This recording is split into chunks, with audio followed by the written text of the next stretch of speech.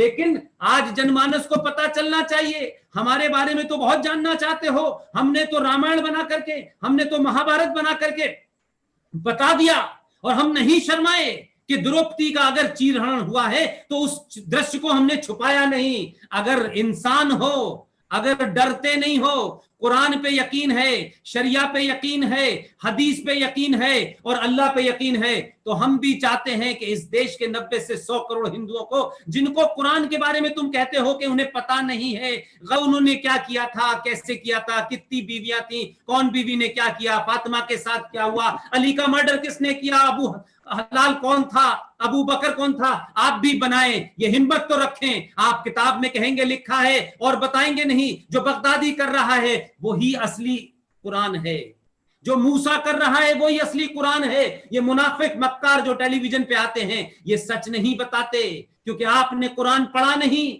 और उन्होंने आपको झूठ बताया। अब जैसे जैसे लोग कुरान पढ़ रहे हैं तो लोग पूछ रहे हैं आयशा की उम्र तो बताओ, जब तुम्हारे प्रॉफिट मोहम्मद की उम्र 54 थी तो आयशा की कितनी थी?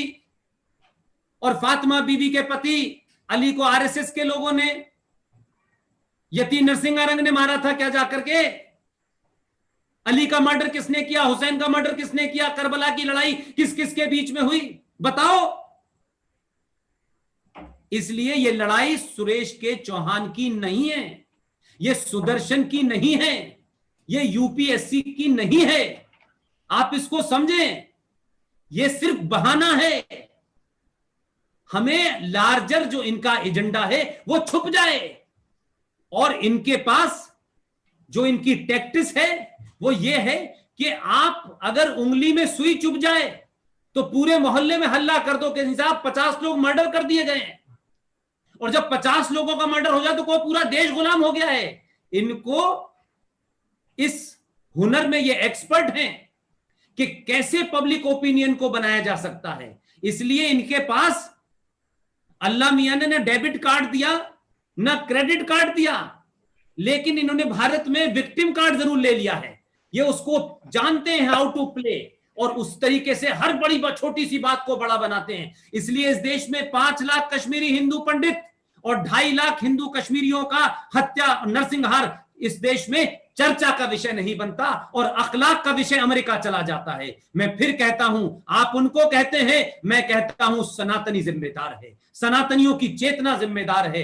क्यों नहीं उन्होंने सामूहिक चेतना के तहत अपनी बात को बड़े प्लेटफॉर्म पर रखा? वो एक आदमी की बात को बिहार के अंदर चुनाव का इश्यू बना देते हैं, अमेरिका का राष्ट्रपति तक पहुंच जाता है, यहां आने के बाद इंटॉलरेंस की बात होती है, दिल्ली में चर्चों पे हमला करने की बात झूठी साबित होती है। तो वो इसको प्ले करना जानते हैं और हम प्ले करना नहीं जानते, क्योंकि हमारे यहां कुछ अगड़े हैं, कुछ पिछड़े हैं, कुछ इस पार्टी के हैं, कुछ उस पार्टी के हैं, उनके लिए पार्टी कोई हो। और ट्रेजेडी देखिए कि शिवसेना आज उनकी सबसे फेवरेट पार्टी हो गई है, क्योंकि उनका एजेंडा उसके अंदर पूरा हो रहा है, और उस एजेंडे के तहत एक मक्कार नाम का नवाब मलिक मंत्री बन गया है।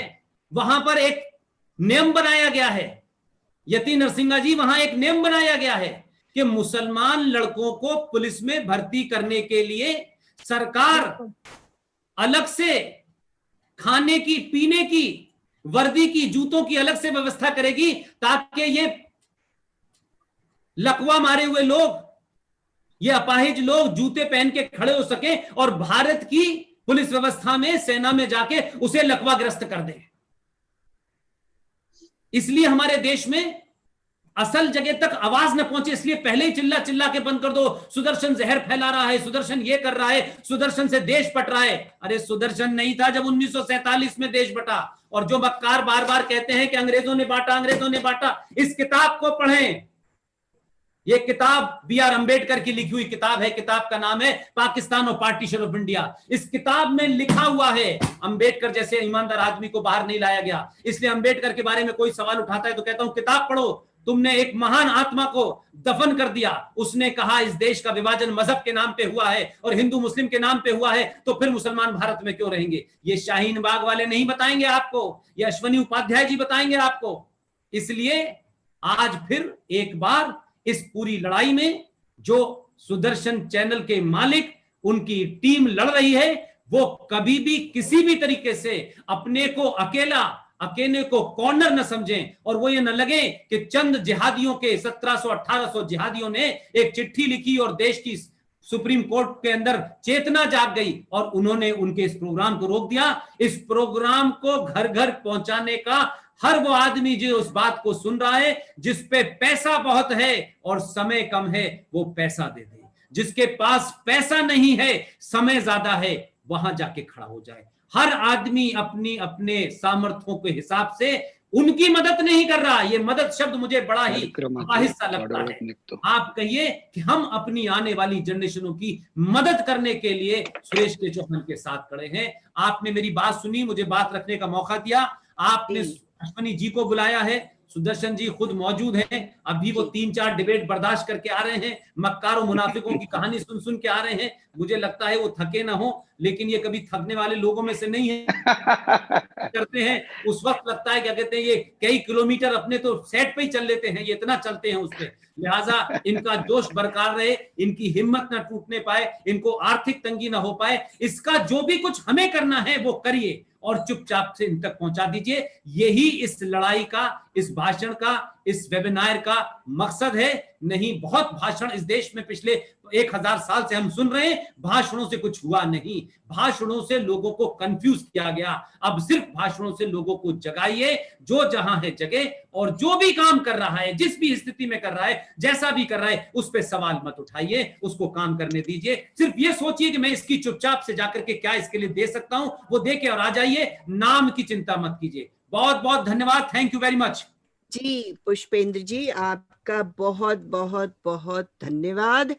आप एक फोन कॉल करने से, मेरे एक टेक्स्ट में मैसेज भेजने से, आप जिस तरह से अपनी आवाज को लेके सबके सामने आ जाते हैं और पूरी शिद्दत के साथ, पूरे शौर्य के साथ, एक क्षत्रिय छात्र भाव से आप जिस तरह से निडर होके अपने विचारों को रखते हैं, वो अपने आप में सराहनीय है। लोगों को झिझोर देते हैं आप उनको अपनी जहां जो चेयर में, कई लोगों ने मेरे से कहा जहां वो चेयर में बैठे हैं वो बैठ के नहीं सुनते, वो खड़े होके आपको सुनना शुरू कर देते हैं। और जैसे आपने कहा कि अब ये मुहिम सिर्फ हमारे माननीय राष्ट्रनायक, मैं कहूंगी राष्ट्रनायक सुदर्शन चौहान जी की नहीं है, ये विश्वव्यापी मुहिम हो गई है, विश्वव्यापी जन आंदोलन हो गया है। किसी की ऐसी हिम्मत कैसे हुई कि किसी एक सनातनी चैनल को बंद करने की कोशिश करे? हम लोग सड़क पे आएंगे, वर्ल्ड वाइड सड़क पे आएंगे।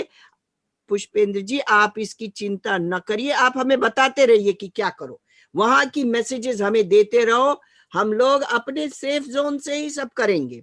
और मैं अब इतना ही करिए कि अभी ट्रम्प को जिताइए आप लोग। हाँ, ट्रम्प को जिताने में पूरी तरह लगे हैं, पूरी तरह लगे हैं। क्योंकि जो ज़कात फाउंडेशन, हम सुरेश जी से सुनना चाहेंगे, क्योंकि आप जिस तरह से कंप्यूटर की तरह खोल के एक एक क्रोनोलॉजिकली बताना शुरू करते हैं, दैट इटसेल्फ इज अमेजिंग। हम पूरी तरह लगे हैं कि ट्रम्प जीते, जो बाइडेन और वो कमला हैरिस, कमल हैरिस, कमल कहेंगे, कमल की नाम ले लिया है उसने, नकली कमल हैरिस उसको। तो Suresh ji, it is all yours.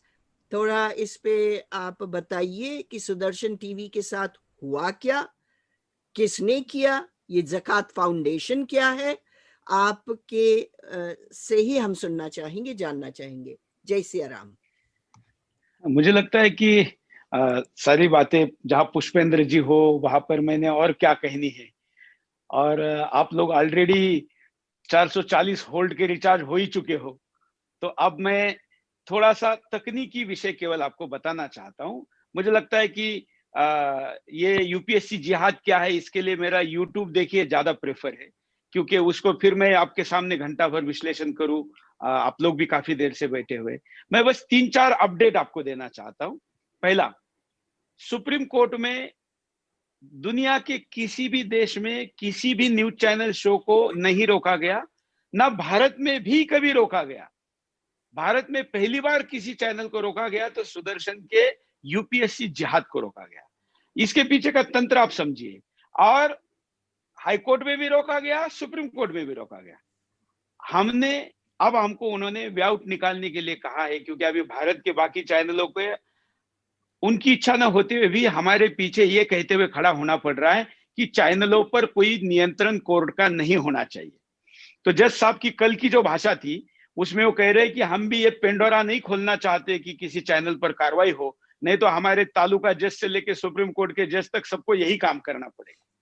उन्होंने हमको इशारे में ये कहा कि आप माफी मांगिए। तो मैं आपको वचन देता हूं, हमने उसी क्षण में, और हमारे वकील ने भी हमको पूछे बगैर ये कह दिया कि सुरेश चौहान के या सुदर्शन चैनल माफी मांग नहीं सकता, उनको पूछने की जरूरत नहीं।